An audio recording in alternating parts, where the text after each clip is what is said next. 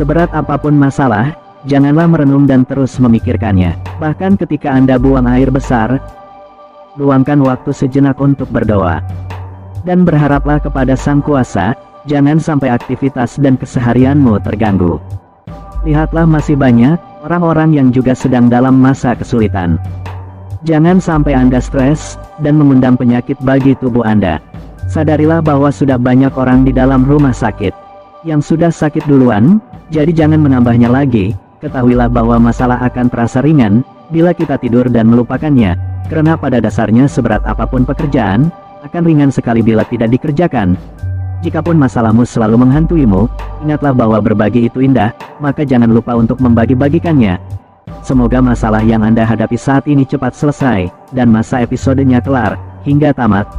Jangan lupa subrek dan like-nya.